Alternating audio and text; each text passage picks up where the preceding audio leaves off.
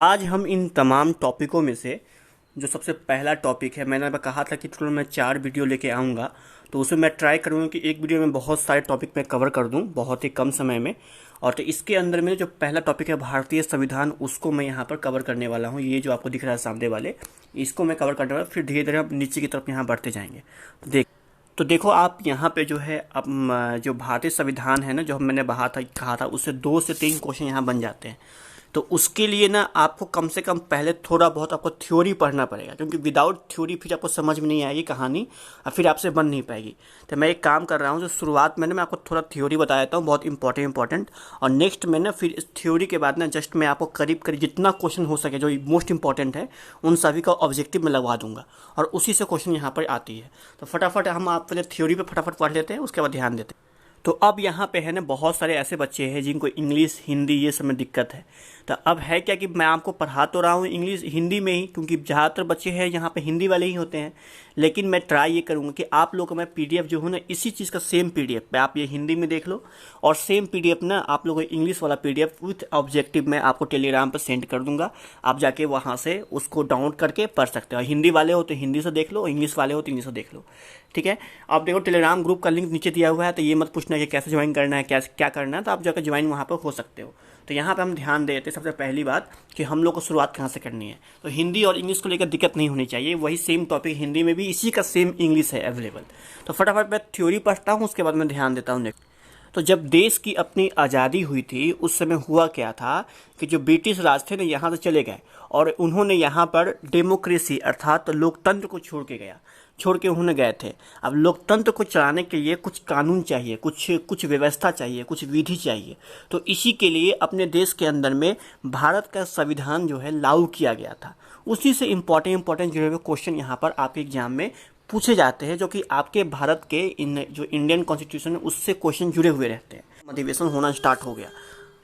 तो देखिए यहाँ से स्टार्ट करते हैं, यहाँ पर जो कि आप लोग को बहुत मोस्ट इंपॉर्टेंट क्वेश्चन कहाँ कहाँ से बन सकते हैं। तो यहाँ सबसे पहली बात को देखो, जो संविधान है ना उसका कभी न कभी तो बनना स्टार्ट हुआ ही होगा, पता है आप लोग को। तो सबसे पहली बार जुलाई 1946 में अपने भारत के संविधान का निर्माण होना शुरू हो गया, ठीक है। अब जो भारतीय संविधान है, जो किसी भी चीज़ का जो निर्माण होगा तो उसके लिए कोई ना कोई तो कैबिनेट बैठेगी ही। तो कैबिनेट मिशन के तहत में, यहाँ ध्यान देना कि कैबिनेट मिशन के तहत में 1946 में यहाँ पर आप लोग का जो संविधान है निर्माण होना स्टार्ट हो गया। तो ये आपका बहुत मोस्ट क्वेश्चन है, यहाँ से क्वेश्चन बन जाती है कि कैबिनेट मिशन किसके तहत में अपने भारत का संविधान बनी, तो कैबिनेट मिशन के तहत में। और कैबिनेट मिशन कब आई, 1946 में आई। क्वेश्चन यहाँ से बन जाती है। अब नेक्स्ट में देखो, तो नेक्स्ट में आपको ये ध्यान रखना है बस इसके अंदर में कि यहाँ पर जो है ना अपने देश के अंदर में जब संविधान का निर्माण हो रहा था तो एक थे अस्थायी अध्यक्ष, मतलब एक थे परमानेंट, एक थे टेम्प्रोरी। तो अगर आपसे पूछा जाएगा कि परमानेंट मतलब कि अस्थायी अध्यक्ष कौन थे संविधान सभा के, तो अस्थायी अध्यक्ष हमारे थे राजेंद्र प्रसाद। आप लोगों को ये डेट पर ध्यान मत देना, ये सब क्वेश्चन इतना डीप नहीं आपको आता है। बस आपको ये ध्यान रखना है कि अस्थायी अध्यक्ष थे राजेंद्र प्रसाद और अस्थायी अध्यक्ष कौन थे, डॉक्टर सच्चिदानंद सिन्हा, ठीक है। बस आपको ये 2 क्वेश्चन यहाँ से बन जाएंगे। अब नेक्स्ट में आते हैं, तो नेक्स्ट के में यहाँ से क्वेश्चन फिर एक बन जाती है कि उद्देश्य। देखो हुआ क्या ना कि अपने जो भारत का संविधान जो बन रहा था तो उसको कई पार्टों में बांटा गया। एक आदमी से संविधान क्या कभी बनता है, नहीं बनता है। इतनी बड़ी संविधान है, उसको लिखने के लिए बहुत सारे आदमी चाहिए, बहुत सारी कमेटी बैठेगी। तो इसी के अंदर में ढेर सारे कमेटी यहाँ पर बैठाए गए थे। उसके अंदर में सबको अलग अलग काम सौंपा गया। उसके अंदर में उद्देश्य प्रस्ताव किसने सबसे पहली बार लाया, क्वेश्चन यहाँ से बन जाता है। तो उद्देश्य प्रस्ताव लाने वाले जवाहरलाल नेहरू थे, जो कि 1946 में ही आप लोग का यहाँ पर आए थे। तो ये बहुत इंपॉर्टेंट है। उन्होंने सबसे पहली बार संविधान की आधार जो शिला है वो इसी के तहत में यहाँ पर रखी थी। अब फिर देखो यहाँ पर आप एक काम करो, आप लोगों को ना बस इतना ही इसमें मोस्ट इंपॉर्टेंट है। आप लोगों को अब ये काम करना है कि आप ये देख रहे हो ना, ये वाला जो आप देख रहे हो यहाँ पर, ये पूरा आपको रट लेना है कि प्रारूप समिति के अध्यक्ष कौन थे, डॉक्टर भीमराव अम्बेडकर जी थे। संघ संविधान समिति के अध्यक्ष कौन थे, जवाहरलाल नेहरू थे। प्रांतीय संविधान समिति के अध्यक्ष कौन थे। मैं जितना बता रहा हूँ बस आप उतना ही पढ़ो, ये नहीं कि पूरा डीप लोगों पढ़ो। पूरा अगर डीप पढ़ोगे तो प्रॉब्लम आप ही को होगा। क्वेश्चन तो आने वाली नहीं, क्वेश्चन वहीं से आएगी जो मैं बता रहा हूँ। वल्लभ भाई पटेल। कार्य संचालन समिति के अध्यक्ष कौन थे, डॉक्टर राजेंद्र प्रसाद में। मूल अधिकार एवं अल्पसंख्यक समिति के अध्यक्ष कौन थे। तो आपको ये जो दिख रहा है लिस्ट, ये लिस्ट आपको रटना पड़ेगा। उसके बाद में आप लोग को यहाँ पर कुछ इंपॉर्टेंट बातें यहाँ पर ये है, यहाँ पर देखना कि जो प्रारूप समिति थे उसके ढेर सारे यहाँ पर जो है सो अध्यक्ष थे। उसमें से सबसे मोस्ट इंपॉर्टेंट यहाँ पे ये पूछ देता है कि संवैधानिक सलाहकार कौन थे। तो यहाँ देखना BN राव जो थे ना, BN राव, भारत के जो देश में जो संविधान जब बन रही थी, निर्माण हो रहा था, उस समय जो संवैधानिक सलाहकार थे वो BN राव थे। तो यहाँ से ये क्वेश्चन बहुत मोस्ट इंपॉर्टेंट जो कि आप लोग को पूछी जाती है। तो बस इस टॉपिक में से इतना ही क्वेश्चन आपको इंपॉर्टेंट है। अब देखो यहाँ से इंपॉर्टेंट यहाँ पे आ जाती है कि संविधान को तैयार करने में कितने समय लगे थे। तो टोटल यहाँ पर 2 साल 11 महीने और 18 दिन का समय लगा था। ये भी इंपॉर्टेंट आपका, बहुत इंपॉर्टेंट है। उसके बाद में संविधान को स्वीकार कब किया गया था, सबसे पहली बार स्वीकार, यहाँ देखो एक होता है लागू करना, तो लागू किया गया था 26 जनवरी 1950 को, ठीक है। और स्वीकार कब किया गया था, मतलब बन के तैयार कब हो गया था। यहाँ पे आपसे पूछेगा कि संविधान को स्वीकार कब किया गया था, अंगीकृत कब किया गया था, या फिर बन के कब तैयार हो गया था। तो 26 नवंबर 1949 को बनकर तैयार हो गया था और 26 जनवरी 1950 को ये लागू कर दिया गया था। तो इसमें ना बहुत सारी क्वेश्चन में आपको यहाँ पर कंफ्यूज करने के लिए पूछा जाता है। तो आप इस बात का ख्याल रखना कि लागू कब किया गया था और स्वीकार कब किया गया था। अब यहाँ पर ध्यान देना कि संविधानता दिवस बहुत मोस्ट इंपॉर्टेंट है कि 26 जनवरी को ना इसी के लिए संविधानता दिवस मनाया जाता है। और इस बात का ख्याल रखना कि 15 जनवरी क्या है, तो 15 जनवरी को हम लोग बनाते हैं यहाँ पर आप लोग को, वो है आप लोग का जो कि एक होता है यहाँ पर रिपब्लिक डे जो कि 26 जनवरी को मनाया जाता है, ठीक है। और एक जो है आपका 15 जो बोलते हैं यहाँ पर स्वतंत्रता दिवस, ठीक है, फ्रीडम जो होता है यहाँ पर स्वतंत्रता दिवस जो है यहाँ पर 15 अगस्त को हम लोग बनाते हैं। इस बात का यहाँ पर आप लोग को खासकर ध्यान देना है। सो गणतंत्र दिवस के नाम से भी हम लोग जानते हैं। चलिए ये क्वेश्चन बस इतना ही इसमें से आएगा। बाकी आपके लिए मोस्ट इंपॉर्टेंट यहाँ पर ये है कि जो अब तक जो संविधान बना हुआ ये इंपॉर्टेंट आपके लिए नहीं है। हाँ, ये इंपॉर्टेंट है कि अपने देश में सबसे पहली बार जब संविधान सभा बनकर तैयार हो गया, उसके बाद डॉक्टर राजेंद्र प्रसाद पहली बार भारत के प्रथम राष्ट्रपति बने। और जो जवाहरलाल नेहरू थे वो कौन बने, तो पता है आप लोग को वो कौन बने थे, हमारे देश के प्रथम प्रधानमंत्री बने थे, ठीक है। अब देखो अपने संविधान के अंदर में तो 395 अनुच्छेद है, 22 भाग है और 8 अनुसूचियाँ है। ये इंपॉर्टेंट आपके लिए बहुत इंपॉर्टेंट है, कितने अनुच्छेद है, कितने भाग है और कितनी अनुसूचियाँ है, ये आप रखना। फिर यहाँ पर आपको बहुत मोस्ट इंपॉर्टेंट यहाँ पर बन के चला आता है। इसके बाद फिर एक इंपॉर्टेंट क्वेश्चन यहाँ से ये बन जाती है कि डॉक्टर भीमराव जो अम्बेडकर थे उनको भारतीय संविधान के जनक के रूप में भी जाना जाता है। ये मोस्ट इंपॉर्टेंट आपके लिए है। उसके बाद में इसमें जो आप देख रहे हो ना, इसके अंदर कुछ इंपॉर्टेंट बातें और है जो आप लोग रट लेनी है, मतलब कि पढ़ लेनी है अच्छे तरीके से। इसमें ये देखो कि अपने देश में जो आपका तिरंगा है ना, राष्ट्रीय ध्वज, उसको कब अपनाया गया था, तो 1947 में अपनाया गया था। इस बात का ख्याल रखना। 22 जुलाई 1947 को अपना तिरंगा अपनाया गया था। जन गण मन किसने लिखा था, तो रविंद्रनाथ टैगोर ने लिखा था। क्वेश्चन यहाँ से बन जाती है बहुत इंपॉर्टेंट, जो कि अपना राष्ट्रगान है, नेशनल एंथम जन गण मन है। और नेशनल सॉन्ग क्या है हमारा, बहुत इंपॉर्टेंट क्वेश्चन, नेशनल सॉन्ग क्या है, वंदे मातरम। तो जन गण मन को ना रविंद्रनाथ टैगोर ने लिखा था। क्वेश्चन यहाँ से डाल देता है आपको। उसके बाद इसको कब अपनाया गया था, 24 जनवरी 1950, ठीक है, ये इंपॉर्टेंट यहाँ से बन जाती है। उसके बाद वंदे मातरम क्या है, हमारा भारत राष्ट्रीय गीत है, नेशनल सॉन्ग है, उसको किसने लिखा था, तो बंकिम चंद्र चटर्जी ने लिखा था। ये मोस्ट इंपॉर्टेंट यहाँ से है। उसे भी सेम डे 24 जनवरी 1950 को अपनाया गया था। ये भी आपका यहाँ पर ध्यान रखने योग्य बातें हैं। उसके बाद हमारा जो है ना संविधान सभा में सारनाथ स्थित अशोक स्तंभ के शीर्ष के अनुकृति से राष्ट्रीय चिन्ह, तो जो हमारा राष्ट्रीय चिन्ह है, नेशनल सिंबल है, वो क्या है, तो अशोक स्तंभ है। वो कहाँ से लिया गया है, सारनाथ से लिया गया है। ये भी इंपॉर्टेंट है। ये भी आपका मोस्ट इंपॉर्टेंट क्वेश्चन यहाँ से आपको पूछ दिया जाता है, ठीक है। और जो अपना राष्ट्रीय पंचांग है ना, यहाँ पर नेशनल पंचांग, वो हमारे शक संवत, देखो 2 संवत है, एक है विक्रम संवत, एक है शक संवत। तो हम लोग का राष्ट्रीय पंचांग है वो शक पर आधारित है। ये भी इंपॉर्टेंट यहाँ से आपको क्वेश्चन बन जाएगा, ठीक है। अब यहाँ देखो, अब क्वेश्चन यहाँ से बन जाती है मोस्ट इंपॉर्टेंट कि यहाँ देखना कि किस देश से कौन कौन से संविधान लिए गए थे अपने देश के अंदर में ना, कौन कौन से जो यहाँ पर मतलब किस देश से ये चीज़ लिया गया था। जैसे कहने का अर्थ है कि अपने देश के अंदर में अभी 5 ईयर प्लान है, 5 वर्षीय योजना है, तो वो किस देश से लिया गया है, वो कहीं ना कहीं से कॉपी तो किया गया है ना, तो वो कहाँ से कॉपी किया गया है। तो उसके लिए ना आपको एक काम करना पड़ेगा, मोस्ट इंपॉर्टेंट मैं बस बता देता हूँ, ज़्यादा आपको डीप नहीं जाना है। जैसे यहाँ पर पूछ सकता है आपको, तो यहाँ देखिए संसदीय शासन प्रणाली विधि निर्माण, मतलब एक्चुअली में आप एक काम करना, इसको पूरा रट लेना, ये बहुत इंपॉर्टेंट है, आप इसको पूरा रट के ही जाना, इसमें से क्वेश्चन आपका बन जाता है, ठीक है। तो ये आपका काम है रटना, ठीक है। ये आपको थोड़ा बहुत तो मेहनत करना पड़ेगा, बिना मेहनत का तो होगा नहीं, आपको ये पूरा रटना पड़ेगा, आप इसको पूरा रट जाइएगा। चलिए आप देखते हैं यहाँ पर नेक्स्ट क्वेश्चन देख लेते हैं यहाँ पर।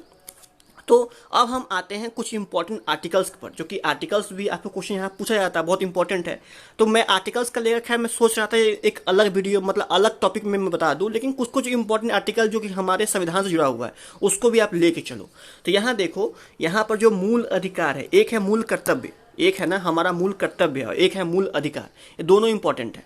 तो जो मूल अधिकार है ना, भारत का संविधान किस भाग में है, तो भाग 3 में है। ये क्वेश्चन बहुत बार डालता है कि मूल अधिकार जो है हमारा वो मौलिक अधिकार बोल सकते हो, मूल अधिकार को मौलिक अधिकार बोलते हो। मौलिक अधिकार भाग 3 में है और आर्टिकल नंबर 12 से 35 तक के बीच में है, ठीक है। और हमारा उसके बाद में फिर यहाँ पूछेगा कि 90 इसको कब अपनाया गया था, मौलिक अधिकार को कब लाया गया था।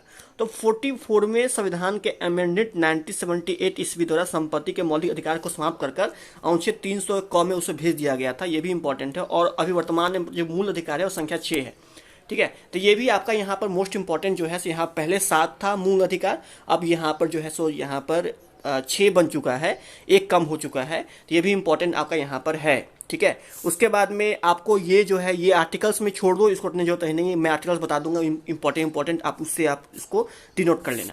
तो ये जो हमारा यहाँ पर ऊपर से बताया ना, ये बस आपका जो नेशनल जो मैं बता रहा था आपको, यहाँ पर भाग संविधान जो नेशनल कॉन्स्टिट्यूट है उससे यहाँ पर 2 से 3 क्वेश्चन जो पूछी जाती है ये यहाँ पर क्लियर हो चुका है।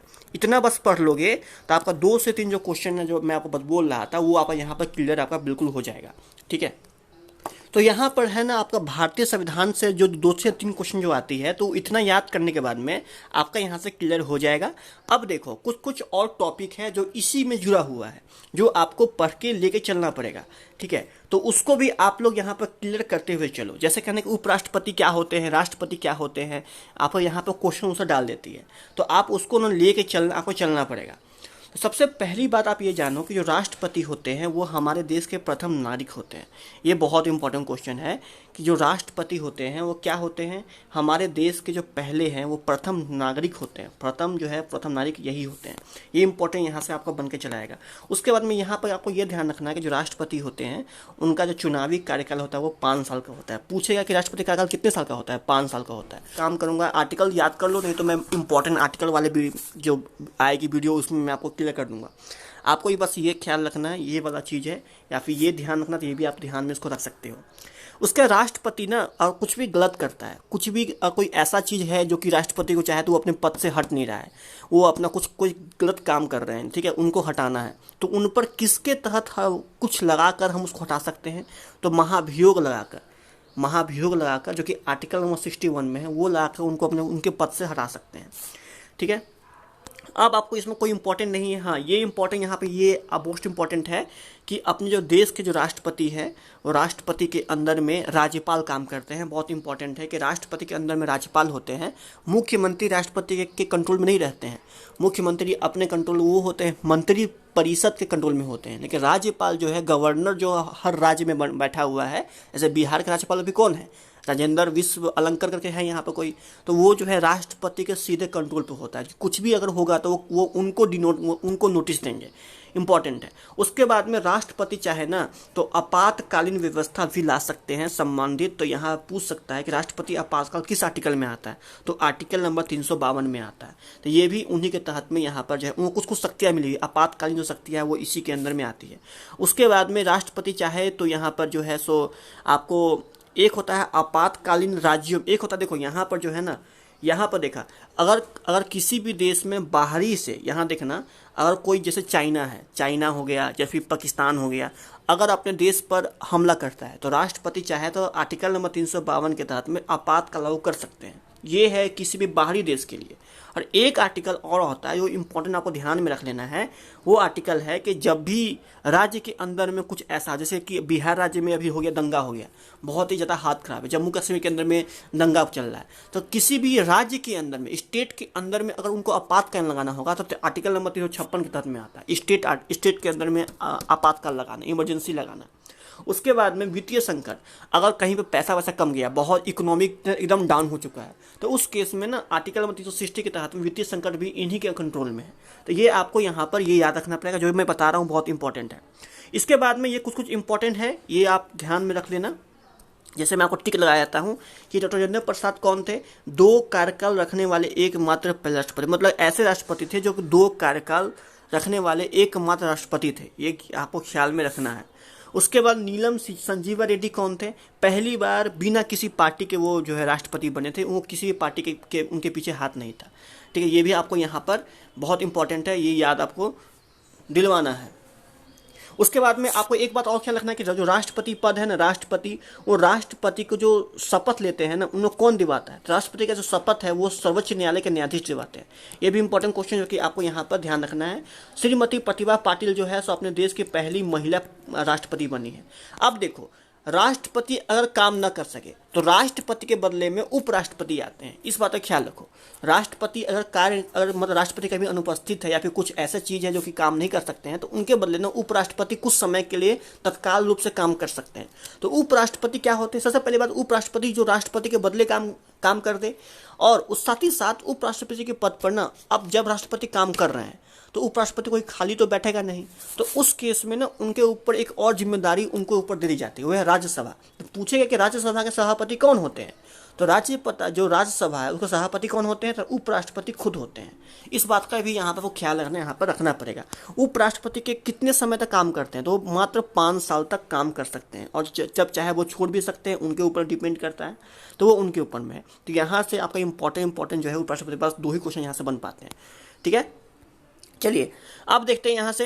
अब नेक्स्ट क्वेश्चन यहाँ पे देख लेते हैं। अब है आपका मंत्री परिषद और प्रधानमंत्री।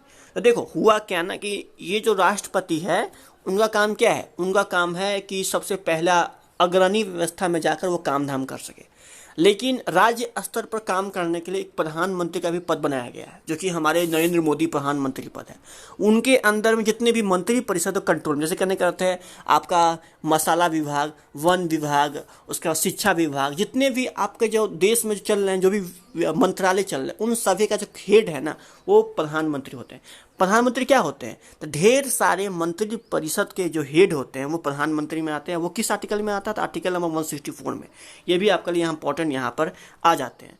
देखो और सब इंपॉर्टेंट आपके लिए नहीं है, बस ये याद रखना कि जो मंत्री परिषद जो बनती है वो तीन चीज़ों से बनती है, कैबिनेट मंत्री, राज्य मंत्री और उप मंत्री से। उसके बाद में आपका कुछ भी इंपॉर्टेंट इसमें नहीं आता है, कुछ भी इंपॉर्टेंट जो कि राज्य से संबंधित हो वो इंपॉर्टेंट आपको उसको छोड़ देना है। हाँ, अब यहाँ पर ध्यान ये रखना है आप लोग को कि जो भारत की जो संसद है, राष्ट्रपति जो अपना जो संसद है वो 3 चीज़ से मिलकर बना है। अपना जो संसद है वो 3 चीज़ से मिलकर बना है। एक है राष्ट्रपति से मिलकर, राष्ट्रपति, राज्यसभा और लोकसभा। इन 3 चीज़ों से मिलकर ना आपका जो है सो भारत की संसद बनी है। संसद के अब उसके बाद में यहाँ ध्यान रखना है आप लोग को कि संसद के निम्न सदन को हम लोग लोकसभा बोलते हैं और उच्च सदन को हम लोग राज्यसभा बोलते हैं। ये भी आपको ख्याल रखना है, दिमाग में रख लेना है, जो इससे क्वेश्चन आपके यहाँ पर चले आते हैं। ठीक है, अब देखो अब क्या है ना कि अपने संसद के जो बने हैं वो संसद बने हैं 3 चीज़ से। वो बने हैं आपके राज्यसभा से, लोकसभा से और राष्ट्रपति से। पता है, तो राष्ट्रपति के बारे में हमने पढ़ लिया। अब है राज्यसभा के बारे में पढ़ो। देखो राज्यसभा जो है ना, यह क्या है? राज्यसभा जो है सो आपका इसमें 2 से 3 बातें ख्याल रखना है। राज्यसभा में वर्तमान में कितने सीटें हैं? 245, ये आपको रटना पड़ेगा। और अधिकतम कितने हो सकते हैं? 250 हो सकते हैं, और है कितने? 245, ये ख्याल में रखो। और आर्टिकल नंबर 80 में आता है। उसके बाद में राज्यसभा के अंदर में 12 जो सदस्य है, राष्ट्रपति चाहे तो अपने मन से उसमें मनोनीत कर सकता है। राज्यसभा का जो कार्यकाल होता है वो 6 वर्ष का होता है। बस इतना ही ध्यान में रखना है और कुछ भी इसमें ध्यान में नहीं रखना है। अब आते हैं लोकसभा। लोकसभा में अधिकतम संख्या हो सकती है लोगों की 552, और वर्तमान में कितना है? 545 आदमी उसमें बैठते हैं। इसका कार्यकाल मात्र 5 साल का होता है। ये भी आपको यहाँ पर आर्टिकल में यहाँ पर आपको ख्याल में रखना है। उसके बाद में ये भी ख्याल रखना है कि लोकसभा और राज्यसभा की 2 बैठकें में 6 माह से अधिक का अंतर नहीं होना चाहिए। ये भी इंपॉर्टेंट यहाँ पर आपका बन के चला आएगा। उसके बाद देखो आपको ये चीज़ नहीं पढ़नी है, जो देख रहे हो ना, ये चीज़ नहीं पढ़नी अगर कोई भी काम का नहीं है। तो हम लोगों ने पढ़ लिया केंद्र सरकार, अब हमको पढ़ना है राज्य सरकार। राज्य के अंदर में होते हैं राज्यपाल, जो कि हमको ऑलरेडी बता दिया हूं कि जो राष्ट्रपति के अधीन होते हैं।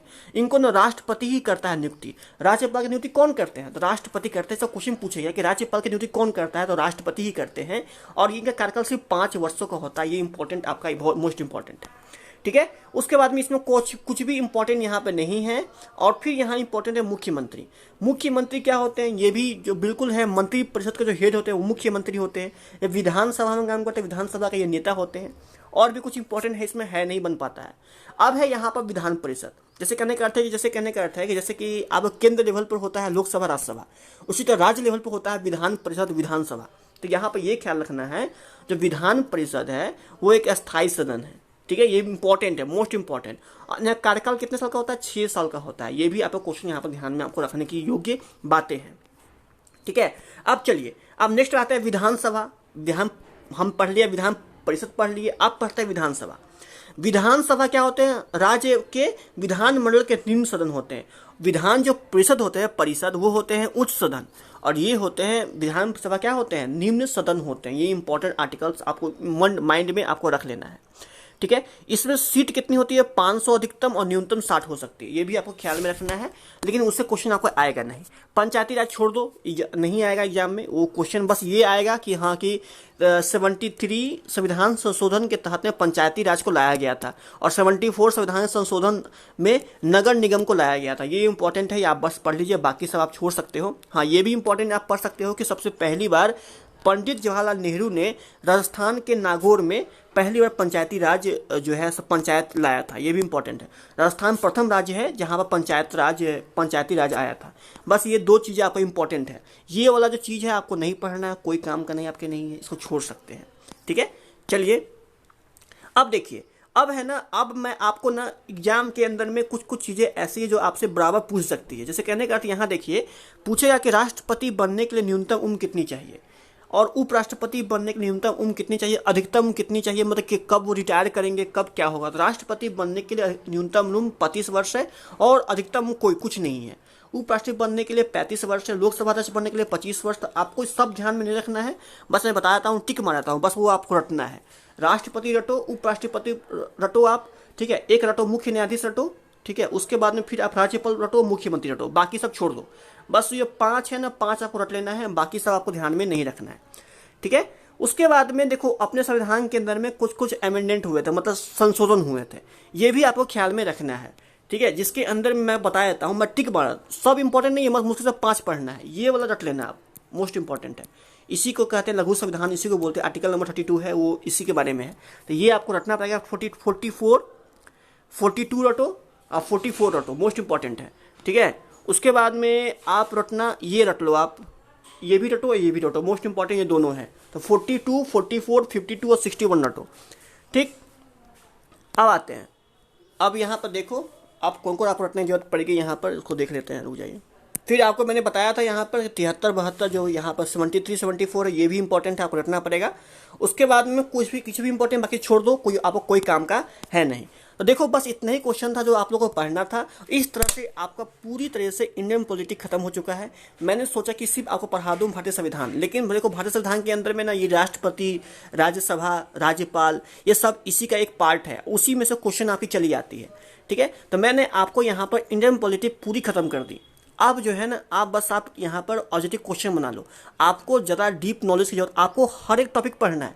आप जो सोचोगे ना, मैं बताया तो रिलेटिव बता रहा हूँ कि आप ये मन में सोच रहे हो कि सर आप काफ़ी कम बताएं, और भी होता है। तो मैं देखो, टॉपिक है ना, कुल मिलाकर आपको यहाँ पर 60 से 65 टॉपिक पढ़ने हैं टोटल यहाँ पर।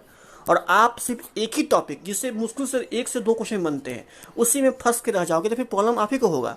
जितने क्वेश्चन एग्जाम में आते हैं मैं आपको ऑलरेडी बता दिया हूँ, है ना। इसके अंदर में ज़्यादा दिमाग लगाना आपको है ही नहीं। मैं जितना बताया हूँ बस उसको थ्योरी बस ध्यान में रखो, और थ्योरी के रखकर मैं अभी दे रहा हूँ ऑब्जेक्टिव फटाफट बना दो आप। फटाफट देखते हैं इसका ऑब्जेक्टिव। मैं जितना पढ़ा हूँ उसका ऑब्जेक्टिव फटाफट देख लेते हैं। तो आइए, ये इंपॉर्टेंट है वो आपका जो मैंने पढ़ाया हूँ, जो मैंने आपको थ्योरी पढ़ाया अभी थोड़ी देर पहले, उसी में से आपका यहाँ पर मैं जितने क्वेश्चन बन जाते हैं उतने बना लो, पूरे पढ़ लो। यहाँ पर बस आपके नॉलेज के लिए है, बनता तो ठीक है, नहीं बनता है तो बस आप पढ़ के आगे बढ़ते जाओ। बहुत सारे क्वेश्चन हैं ऑब्जेक्टिव टाइप के अंदर में। तो पहला क्वेश्चन यहाँ पर ये पूछा गया है कि ये भारत के संविधान सभा किसके अनुसार गठित की गई है। सबको पता है, तो इसके अंदर में आप यहाँ पर बना सकते हो कैबिनेट मिशन योजना। मैंने बताया था आप लोग को, 1946 में आई थी जुलाई में। संविधान सभा के सदस्यों के निम्न में से किसने प्रत्यक्ष रूप से निर्वाचित किया है आपका। तो इसका जो आंसर होगा ये जाएगा प्रांतों की विधानसभा। संविधान सभा की स्थापना कब हुई थी, तो मैंने कहा था आप लोग को, स्थापना के बारे में याद कर लेना। 9 दिसंबर 1946 को सबसे पहली बार स्थापना मतलब क्या हुआ, उस समय से काम शुरू हुआ। संविधान सभा के बनने की काम शुरू कब हुआ, 9 दिसंबर 1946 को, ठीक है। संविधान सभा के उद्घाटन अधिवेशन की अध्यक्षता किसने की थी, तो उद्घाटन जो अधिवेशन है उसकी अध्यक्षता की थी सच्चिदानंद सिन्हा ने, जो कि उस समय के परमानेंट नहीं टेम्पोररी अध्यक्ष थे। संविधान सभा के अस्थायी अध्यक्ष कौन थे, मैंने कहा था रट लो, ध्यान में रखो, मैंने कहा था पढ़ लो, दे देता है। तो कौन थे, अस्थायी राजेंद्र प्रसाद थे, और ये कौन थे, अस्थायी थे।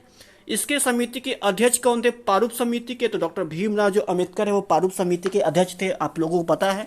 अब आगे आते हैं, संविधान सभा के संवैधानिक सलाहकार BN राव थे। संविधान सभा में उद्देश्य प्रस्ताव किसने प्रस्तुत किया था? तो उद्देश्य प्रस्ताव प्रस्तुत करने वाले हमारे जवाहरलाल नेहरू थे। संविधान सभा ने अंतिम रूप से संविधान को कब पारित किया था? तो यहाँ पर इसका आंसर जाएगा 26 नवंबर 1949 को पारित किया था। लागू कब किया था? लागू किया था 26 जनवरी 1950 को। भारतीय संविधान किस दिन पूर्णतः लागू हुआ था? तो इसका आंसर सबको पता है, ये होगा। भारतीय गणतंत्र कब बना था? भारत गणतंत्र बना था 26 जनवरी 1950 को। तो ये भी ध्यान में आपको रख लेना है। भारत एक गणतंत्र राज्य है, इसका अर्थ क्या है? भारत एक गणतंत्र राज्य है, इसका मतलब है कि इसके एक राज्यों का संघ है, ठीक है। तो ये भी आप इसको यहाँ पर ये डी जा सकते हो। संविधान सभा द्वारा अंतिम रूप से पारित संविधान के कुल कितने अनुच्छेद और अनुसूचियां थी? तो अंतिम रूप से 395 अनुच्छेद थी और 12 अनुसूचियां था। तो जो भी आपको यहाँ मिल रहा है सो जो आप यहाँ पर उसको बना सकते हो। तो उस समय ना 8वीं अनुसूची पारित हुई थी, तो बाद में हो गई थी 12वीं अनुसूची। इसका आंसर ए के साथ में जाएगा। अब आते हैं भारतीय संविधान के किस भाग को उसकी आत्मा की संज्ञा दी गई है?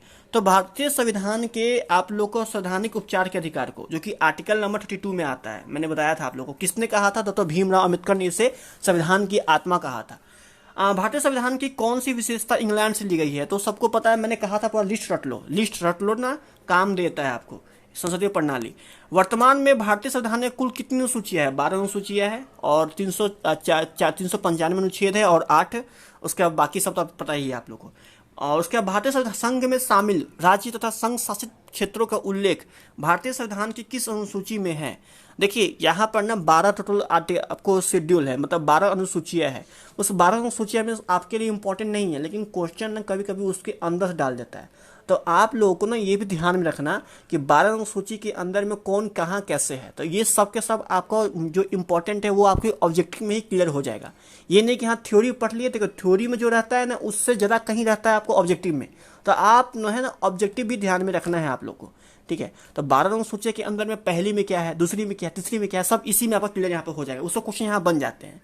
तो यहाँ ध्यान देखते हैं, यहाँ पर कुछ किस अनुसूची में 12 अनुसूचियाँ है टोटल यहाँ पर, उसमें किस अनुसूची में भारत के संघ शामिल राज्यों के बारे में बताया गया है? तो वो है आपका प्रथम। भारतीय संविधान की तीसरी अनुसूची में क्या है? तो तीसरी में है आपका यहाँ पर बी, शपथ एवं प्रतिज्ञान, ठीक है। भारतीय संविधान की किस अनुसूची में राज्य भाषा का उल्लेख है? तो 8वीं में कितनी भाषाएं हैं? तो 22 टोटल भाषाएं हैं। ये भी ध्यान में रखना है आप लोगों को। दल बदल किस अनुसूची के अंदर में आता है? 10वीं। देखो इसका ट्रिक भी है, 10 से 10वीं और 10 से दल बदल। 10 बहाने करके ले गए दिल, और दिल से दल बदल कर दो, और 10 से यहाँ पर 10वीं कर दो। आप ऐसे याद कर सकते हो। पंचायती राज किस अनुसूची में है? आप ये सब पढ़ लो, इंपॉर्टेंट है। यहाँ पर लगभग का यहाँ पर क्लियर हो, जो इंपॉर्टेंट है वो हो जाएगा क्लियर। जो इंपॉर्टेंट नहीं है सो इसमें आएगा ही नहीं। तो 11वीं में पंचायती राज है, और 12वीं में क्या है? तो 12वीं में आपका यहाँ पर पटना, 12वीं में आपका नगर निगम है, और 11वीं में पंचायती राज है। भारतीय संविधान के किस अनुच्छेद में यह अंकित है कि भारत अर्थात इंडिया राज्य का एक संघ है? तो अनुच्छेद 1 में है। भारतीय संविधान के किस अनुच्छेद में अंतर्राष्ट्रीय शांति की बात कही गई है? तो अंतर्राष्ट्रीय शांति की बात कही गई अनुच्छेद 51 में। इंपॉर्टेंट नहीं है आपके लिए, मत पढ़ना, नॉट इंपॉर्टेंट। किस आर्टिकल में ये कही कि राष्ट्रपति अध्यादेश जारी कर सकता है? तो आर्टिकल का अध्यादेश जारी कर सकते हैं वो आपको अनुच्छेद 123 के तहत में। संविधान के किस अनुच्छेद के द्वारा संघ एवं राज्य के लिए लोक सेवा आयोग का प्रावधान किया गया है? तो इसका आंसर जो हो जाएगा वो आपको जी हो जाएगा, अनुच्छेद 315। आगे चलते हैं फटाफट, आगे देखते हैं। यहाँ पर भारतीय संविधान, भारतीय जो संघ है उसमें किसी राज्य को सम्मिलित करने का अधिकार किसे है? तो भारतीय संघ के अंदर में किसी भी राज्य को सम्मिलित करने का अधिकार संसद को है। 1953 में गठित राज्य पूर्ण गठन आयोग के अध्यक्ष कौन थे? तो इसका आंसर एक के साथ में जाएगा, न्यायमूर्ति। अब ये इंपॉर्टेंट क्वेश्चन नहीं है, मत पढ़ना, लेकिन जो देख लो, जो ऑब्जेक्टिव है सब देख लो, सब इंपॉर्टेंट समझो उसको, ठीक है। भाषा के आधार पर राज्यों का पूर्ण गठन कब किया गया था? तो भाषा के आधार पर राज्य का पूर्ण गठन किया गया था यहाँ पर 1953 में। और वो कौन सा राज्य था? तो आंध्र प्रदेश था। भाषाई आधार पर सबसे पहला राज्य जो गठन किया था वो है आंध्र प्रदेश, ठीक है। अब आगे आते हैं, भाषाई आधार पर गठित राज्य का प्रथम राज्य कौन था? आंध्र प्रदेश। पांडुचेरी किस वर्ष भारत में शामिल हुआ था? तो पांडुचेरी जो है शामिल हुआ था आपको 1959 के अंदर में। भारतीय संविधान निम्नलिखित में से कौन सा नागरिकता प्रदान करता है? एकल। भारतीय नागरिकता किस प्रकार दी जाती है? तो भारत की जो नागरिकता है वो दी जाती है ये सभी दी जाती है। भारतीय नागरिक का अंत किस प्रकार, यहाँ पर भारतीय नागरिक का अंत किस प्रकार किया जा सकता है? तो इसका आंसर है उपयुक्त सभी प्रकार से।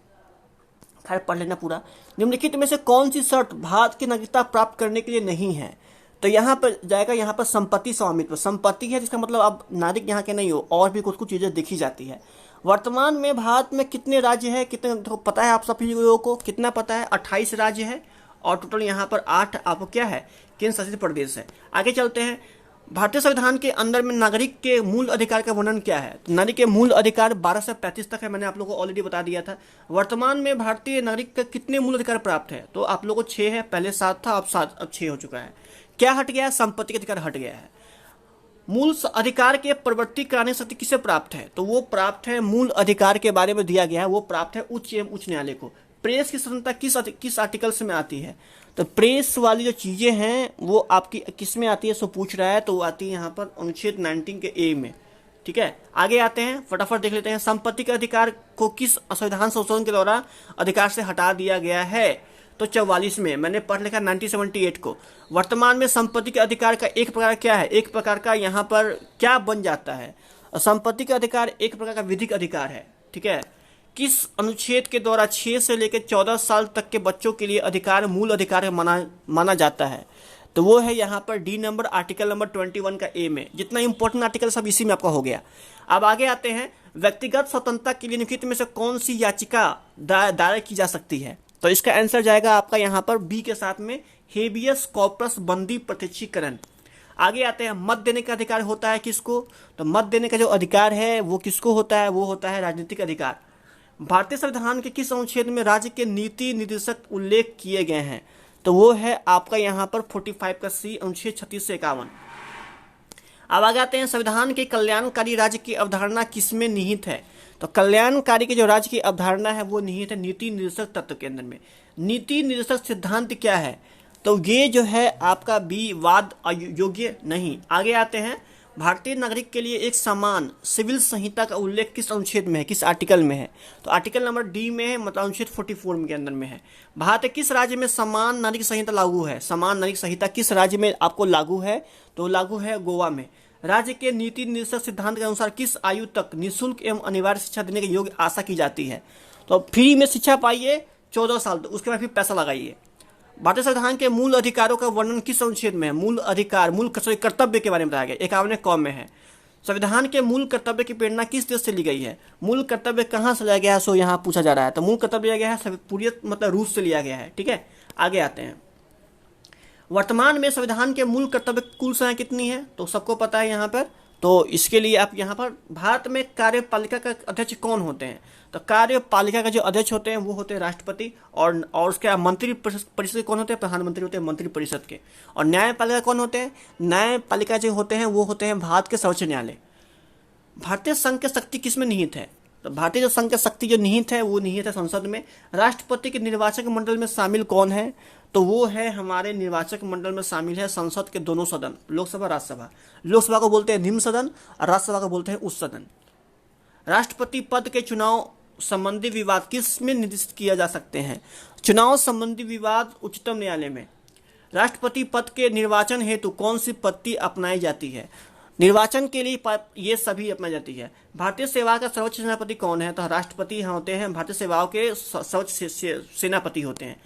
भारत के प्रथम राष्ट्रपति कौन थे? ये क्वेश्चन डालेगा आपको। ठीक है, जो राष्ट्रपति होते हैं ना वो भारतीय सेवाओं के सर्वोच्च सेनापति होते हैं। ठीक है, भारत के प्रथम राष्ट्रपति कौन थे सबको पता है, तो इसमें ज़्यादा दिमाग खराब हम लोग को नहीं करना है।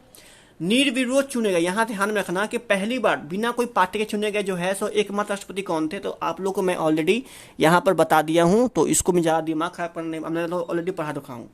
राष्ट्रपति व महायोग अनुच्छेद नंबर 61, आर्टिकल 61 के तहत हम लगा सकते हैं का आरोप संसद किस सदन द्वारा लगाया जाता है? ये इंपॉर्टेंट क्वेश्चन है, किस सदन के द्वारा लगा सकते हैं? संसद किसी भी सदन के द्वारा। कोई व्यक्ति राष्ट्रपति पद के लिए अधिकतम कितनी बार निर्वाचित किया सकता है? तो यहाँ पर कोई सीमा नहीं है। बाहर देश में है लेकिन यहाँ पर कोई सीमा, ऐसा कोई सीमा यहाँ पर है ही नहीं, कितनी बार भी बन सकते हैं। राष्ट्रपति के पद की गोपनीयता की शपथ कौन दिलवाता है? तो उच्चतम न्यायालय के मुख्य न्यायाधीश। उपराष्ट्रपति के निर्वाचक मंडल में शामिल कौन कौन होते हैं? तो उपराष्ट्रपति के अंदर में राज्यसभा के सभी सदस्य, लोकसभा के सभी सदस्य भाग ले सकते हैं, बाकी कोई भी भाग इसमें नहीं ले सकता है। भारत के उपराष्ट्रपति का पद से कौन हटा सकता है? तो वो हटा सकते हैं हमारे लोकसभा के राज्य के और सम्मति और राज्यसभा के मेल मिलाप से। राज्यसभा की बैठक की सभापति कौन करता है? तो उपराष्ट्रपति करते हैं, मैंने आप लोग को बता दिया था ऑलरेडी। एकमात्र उपराष्ट्रपति की मृत्यु का पद पर आसीन रहते हुए होता है वो कौन था, मतलब कौन बने हुए थे। तो उस कुछ यहाँ पर क्वेश्चन पूछा जा रहा है, निम्न में से कौन संसद का अस्थायी एवं उच्च सदन है। अस्थायी एवं उच्च सदन तो राज्यसभा, और निम्न पूछता मतलब अस्थायी और निम्न तो लोकसभा होता। अब आगे आते हैं, राष्ट्रपति द्वारा राज्यसभा में कितने सदस्य मनोनीत किया। सब मैंने आप लोगों को बता दिया था, 12 टोटल। यहाँ पर राज्यसभा के किस राज्य के लिए के प्रतिनिधियों की संख्या सबसे अधिक, यहाँ पर सबसे अधिक है, मतलब किस में सबसे अधिक सीटें हैं, ये क्वेश्चन यहाँ पर ये डाल रहा है। तो उत्तर प्रदेश में 80 के आसपास सीट है शायद। लोकसभा के लिए प्रथम आम चुनाव कब हुआ था, 1952 में हुआ था। ये इंपॉर्टेंट है, याद कर लेना। लोकसभा के चुनाव लड़ने की इच्छुक व्यक्ति की न्यूनतम आयु कितनी होनी चाहिए, मैंने आप लोगों को ऑलरेडी बता दिया हूं, जो कि पहले 21 साल था, सॉरी 21 साल, तो यहाँ पर उसी के आसपास है, माफ करना 25 साल है, ठीक है 25 साल है। आगे आते हैं, कौन सा राज्य सबसे अधिक प्रतिनिधि लोकसभा में भेजता है, कौन सा, उत्तर प्रदेश भेजता है। तो आप लोग को ये चीज मैंने अभी थोड़ा देर पहले बताया था। लोकसभा में राज्यसभा के 2 अधिवेशन के बीच में कितनी गैप होनी चाहिए, 6 महीने की, तो आप लोग पढ़ चुके हैं ऑलरेडी। कोई विधेयक धन विधेयक है, इसका निर्णय कौन लेता है, कोई विधेयक धन विधेयक का निर्णय कौन लेता है, वो लेता है लोकसभा के अध्यक्ष लेते हैं। संसद के संयुक्त अधिवेशन को कौन बुलाता है, राष्ट्रपति बुलाते हैं हमेशा, ठीक है। आगे आते हैं, प्रधानमंत्री की नियुक्ति कौन करता है। तो प्रधानमंत्री की नियुक्ति कौन करते हैं, तो हमारे प्रधानमंत्री की जो नियुक्ति है वो हमारे उपराष्ट्रपति करते हैं, सॉरी राष्ट्रपति करते हैं। स्वतंत्र भारत के प्रथम प्रधानमंत्री कौन थे, प्रधानमंत्री जवाहरलाल नेहरू थे, सबको पता है। तो आगे चलते हैं, क्वेश्चन यहाँ पर क्वेश्चन देख लेते हैं। प्रधानमंत्री या कोई मंत्री जो संसद के किसी सदन के सदस्य नहीं है, उसे मंत्री पद पर बने रहने के लिए कितने दिनों के अंदर संसद का सदस्य बनना आवश्यक है। तो ऑलरेडी हम लोग इसको बारे में पढ़ चुके हैं क्वेश्चन, तो वो है आपका 6 मंथ। मंत्री परिषद सामूहिक रूप में किसके प्रति उत्तरदायी होते हैं, तो प्रधानमंत्री के प्रति उत्तरदायी होते हैं। यदि किसी मंत्री के विरुद्ध अविश्वास मत पारित हो जाए तो क्या होता है, तो होता है मंत्री परिषद इस्तीफा देती है। वित्त विधेयक सबसे पहले संसद के किस सदन में पेश किया जाता है, वित्त विधेयक, तो वो दिया जाता है लोकसभा में। निम्नलिखित में से किसे लोकसभा की कार्यवाहियों में भाग लेने के अधिकार है, तो है, परंतु मत देने का अधिकार उसे नहीं है, तो वो है हमारे महान्यायवादी। सरकार के विरुद्ध अविश्वास प्रस्ताव संसद के किस सदन में लाया जाता है, अविश्वास प्रस्ताव किसी भी सदन में। लोकसभा का विघटन कौन कर सकता है, लोकसभा को कौन विघटन कर सकता है, राष्ट्रपति कर सकते हैं। लोकसभा का नेता कौन होता है, तो लोकसभा के जो नेता होते हैं वो लोकसभा के अध्यक्ष होते हैं। भारत के नियंत्रक एवं महालेखा परीक्षक की नियुक्ति कौन करता है, तो इसका आंसर जाएगा सी के साथ में। राज्य की कार्यपालिका का प्रमुख कौन होते हैं, राज्य के जो कौन होते हैं, मुख्यमंत्री होते हैं राज्य में जो कार्यपालिका है, सॉरी राज्यपाल होते हैं। आगे चलते हैं, यहाँ पर राज्य के राज्यपाल की नियुक्ति कौन करता है, राष्ट्रपति करते हैं। राज्यपाल पद पर बने होते हैं कितने, 5 वर्षों के लिए बने होते हैं, ठीक है 91 हो गया। वैसे अगर कहे तो 5 वर्षों के लिए, नहीं तो फिर राष्ट्रपति जितना दिन चाहे उतना उसको बना सकते हैं, इसको कोई दिक्कत नहीं है। इसका आंसर सी मार दो आप। राज्यपाल विधानसभा में आंग्ल भारतीय समुदाय में कितने सदस्य की संख्या हो सकती है, तो इसका आंसर हो जाएगा डी, सिर्फ एक ही जा सकते हैं। आगे आते हैं, यहाँ पर नेक्स्ट क्वेश्चन देख लेते हैं। राज्य स्तर पर मंत्री परिषद की मंत्रियों की नियुक्ति कौन करता है, ठीक है राज्य स्तर पर पूछ रहा है यहाँ पर, तो वो कौन करते हैं, राज्यपाल ही करते हैं। मुख्यमंत्री की नियुक्ति किसके द्वारा की जाती है, मुख्यमंत्री की जो नियुक्ति है वो राज्यपाल के द्वारा। संघ राज्य क्षेत्रों के प्रशासन कौन चलाता है, तो संघ राज्य क्षेत्रों का प्रशासन राष्ट्रपति द्वारा नियुक्त किए जाते हैं। इसका आंसर यहाँ पर बी हो जाएगा। राज्य के राज्यपाल किसके प्रति उत्तरदायी होते हैं, तो होंगे यहाँ पर राष्ट्रपति के द्वारा। किसी राज्य में विधानसभा सदस्य संख्या सबसे अधिक है, उत्तर प्रदेश में, ये सब के सब वही जाएगा। विधानसभा एवं विधान परिषद के वर्ष में कम से कम डैश का होना अनिवार्य है, 1 साल का। यहाँ पर दो यहाँ पर कम से कम यहाँ पर जो है सो आपको कितने अधिवेशन, 2 अधिवेशन होना अनिवार्य हो जाते हैं। विधान परिषद के बारे में कौन सा कथन सही है, तो यहाँ पर देखो इसका आंसर हो जाएगा डी, इसमें से कोई नहीं, सबके सब गलत है इसके अंदर में, सॉरी असत्य है, सबके सब सत्य है इसके अंदर में, ठीक है। संविधान के अनुच्छेद 370 में किस राज्य को विशेष राज्य का दर्जा मिला है, सबको पता है जम्मू कश्मीर।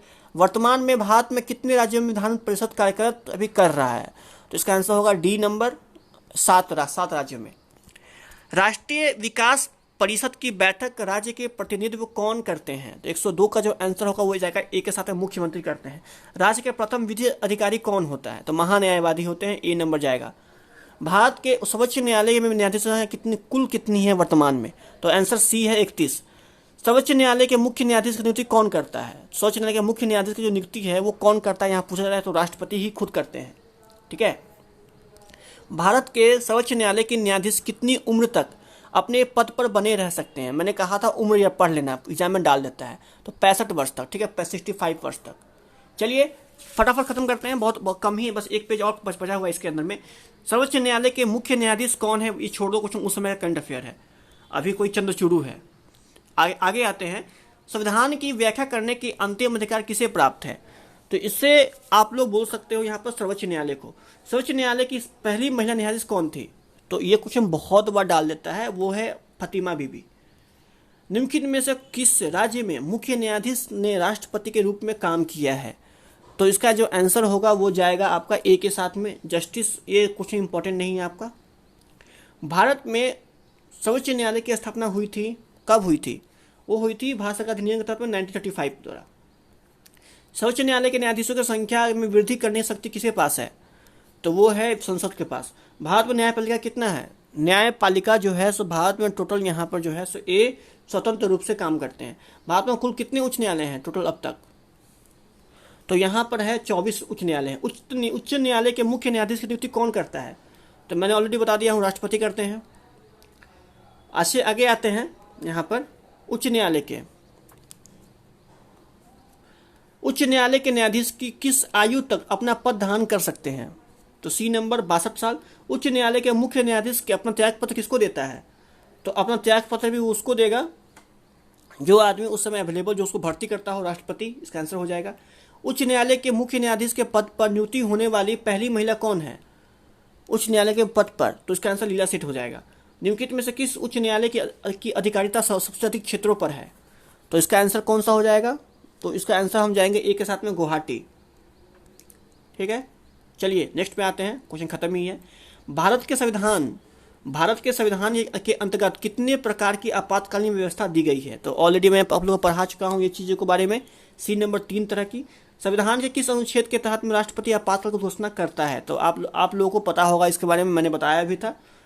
आगे आते हैं, युद्ध एवं बाहरी खतरा देखते हुए यहाँ पर आपातकाल घोषणा कितने दिन तक होनी चाहिए? तो ये बातें भी आप लोगों को पता है। आगे आते हैं, राष्ट्रपति आपातकाल घोषणा अब तक देश में कितनी बार हो चुकी है? तो वो हो चुकी है 3 बार। संविधान की किस अनुच्छेद के तहत राज्यों में राष्ट्रपति शासन लाया जा सकता है? राज्यों के अंदर पूछ रहा है यहाँ पर, तो बी मार दो। पूछेगा बाहरी, तो यहाँ पे ए मारना। किसी सिफारिश पर राज्यों में राष्ट्रपति शासन लगाया जा सकता है? किसकी सिफारिश पर ये कह रहा है यहाँ पर? संबंधित राज्य के राज्यपाल। किसी राज्य में राष्ट्रपति शासन की सबसे प्रारंभिक अवधि कितनी होती है? तो जो होती है वो होती है 6 माह की। भारत में सर्वप्रथम राष्ट्रपति शासन कहाँ लगाया गया था? तो पंजाब में सबसे पहली बार जो है सो वो आपको लगाया गया था। अभी तक देश में कितनी बार वित्तीय आपातकाल? तो एक बार भी नहीं हो जाएगा। D number. किस संविधान के द्वारा संविधान संशोधन में समाजवादी जुड़ा गया था? धर्मनिरपेक्षता, ये सब चीजें जो आपकी जोड़ी गई थी। 42वां। किस संवैधानिक संशोधन द्वारा मताधिकार की आयु 21 से घटाकर 18 वर्ष कर दी गई थी? तो मैंने आप लोग कहा था ये मोस्ट इंपॉर्टेंट पढ़ लेना, तो इसका आंसर सी के साथ में जाएगा। भारतीय संविधान के 73वें में क्या है? पंचायती राज है। भारत संविधान के किस अनुच्छेद के आधार पर संशोधन किया जा सकता है? 368 मार दो यहाँ पर, डी नंबर। और आज की लास्ट क्वेश्चन यहाँ पर कि ये जो चीज़ें हैं ये किस 8वीं सूची किस में आती है, किस अमेंडमेंट में जो जोड़ी गई थी? तो वो जो आंसर इसका जाएगा वो जाएगा आपका यहाँ पर ए के साथ में, 92। देखिए अब यहाँ पे है ना, आपको मैं यहाँ पे ये टॉपिक मैंने आपको ख़त्म कर दिया, ये वाला। अब आते हैं ये हेड क्वार्टर, इससे भी एक क्वेश्चन बन जाता है। तो ये ज़्यादा नहीं है, बस 10-12 है, आप फटाफट इसको याद कर लो। तो आपके सामने पूरा लिस्ट है, यहाँ फटाफट देख लेते हैं। इसमें जो सब इंपॉर्टेंट नहीं, कुछ इंपॉर्टेंट जो आपको ध्यान में रखना है। ये वाला इंपॉर्टेंट है, केंद्रीय औषधि अनुसंधान संस्थान बहुत इंपॉर्टेंट है। औद्योगिक विश्व अनुसंधान केंद्र ये इंपॉर्टेंट नहीं है। हाँ, ये पढ़ना है। भारतीय मौसम विज्ञान, ये रख लो, नई दिल्ली में इसका जो कहाँ हेड क्वार्टर है, नई दिल्ली में है। भारतीय मौसम वेधशाला कहाँ पर है? पुणे में है। ये दोनों इंपॉर्टेंट है। उसके बाद अखिल भारतीय याद कर लो, भारतीय पुरातत्व याद कर लो, ये भी इंपॉर्टेंट है, ये भी इंपॉर्टेंट है। केंद्रीय चावल, केंद्रीय गन्ना, केंद्रीय आलू, तीनों इंपॉर्टेंट है। फिर उसके बाद में आप लोग को ये नहीं पढ़ना है, ये नहीं पढ़ना है, ना ये पढ़ना है। हाँ, ये इंपॉर्टेंट है आप लोग को। फिर ये इंपॉर्टेंट है, ये भी याद करना है। इसका हेड क्वार्टर कहाँ पर है सो बोलना है, सो याद करना पड़ेगा आपको, ठीक है। उसके बाद में फिर आपका ये इंपॉर्टेंट है, ये वाला। फिर ये इंपॉर्टेंट नहीं है। उसके बाद में फिर आप आ जाओ, तो उसके बाद में देखो, हाँ ये इंपॉर्टेंट है सिर्फ आपका, ये वाला और ये वाला भी इंपॉर्टेंट है, ये दोनों। उसके बाद में भारतीय राष्ट्रीय गेम ग्रामीण। तो कुल मिलाकर इसमें 20-25 है, 20-25 में से 10-12 इंपॉर्टेंट है। बस आपको मैं टिक लगा दिया हूँ। आप इसको ले लो। मैं फिर से एक बार स्क्रीनशॉट आप चाहे तो दे सकते हो उसके अंदर में। ये इंपॉर्टेंट है आपका, ये इंपॉर्टेंट है, सॉरी मैं दिखा रहा था, रुक जाइए। ये इंपॉर्टेंट है आपका, फिर आपका ये इंपॉर्टेंट है, ये इंपॉर्टेंट है, ये इंपॉर्टेंट है, ये इंपॉर्टेंट है, ये है, फिर ये है, उसके बाद में फिर नीचे वाला भी है, फिर आपका ये वाला है, फिर ये वाला है, फिर ये वाला है, फिर ये वाला है, फिर उसके बाद ये वाला है और नीचे वाला दोनों है। तो बस इतना ही इंपॉर्टेंट है, आप लोग यहाँ पर ध्यान में रखिएगा। तो यहाँ पर आपका ये टॉपिक खत्म हो चुका है, ये खत्म हो चुका है। अब बिहार स्पेशल धीरे धीरे मैं आपको और भी कंप्लीट करा दूंगा। आज मैं 2 टॉपिक खत्म कर दिया हूँ। अब कहेंगे सर इतनी बड़ी वीडियो के अंदर सिर्फ 2 टॉपिक, तो है क्या है, देखो ये जो टॉपिक था ना बहुत बड़ा था, बाकी सब टॉपिक उतना बड़ा नहीं है, स्मॉल साइज का है, मतलब बहुत छोटा छोटा साइज का है। इसी के लिए मैं आपको ये सब काफ़ी जल्दी खत्म होगा। लेकिन ये टॉपिक बहुत लंबा था, इसलिए थोड़ा ज़्यादा टाइम लग गया। कुछ कुछ ऐसे टॉपिक जो बहुत लंबे हैं, जैसे यहाँ पर इकोनॉमिक्स, ये सब टॉपिक काफ़ी लंबे हैं, इसलिए थोड़ा टाइम लग जाता है। लेकिन आपका 2 टॉपिक खत्म हो गया, बाकी भी खत्म हो जाएगा। मैं 4 वीडियो ला के दूंगा, उसमें मैं आपको पूरा समाप्त कर दूंगा, ठीक है। तो अगर आपको यहाँ तक अच्छी लगी तो फटाफट इसको लाइक कर देना, और साथ ही साथ जो बच्चे चाहते हैं पढ़ना, जो चाहते हैं जुड़ना, उनके सामने ये वीडियो थोड़ा शेयर मारो, ताकि तभी तो बच्चे आके ऐड हो सके ना। आप लोग शेयर नहीं करते हो, शेयर करो, ठीक है, तभी तो मैं आपको मोटिवेट मिलेगा, तो मैं क्लास लाऊंगा। काफ़ी कम व्यूज आएंगे तो फिर मैं क्लास कैसे ला पाऊंगा, इतनी अधिक मेहनत, और बच्चे आएंगे ही नहीं तो फ़ायदा मुझे क्या मिलेगा। मेरी बात समझ रहे हैं ना। Thank you so much. जय हिंद, जय भारत।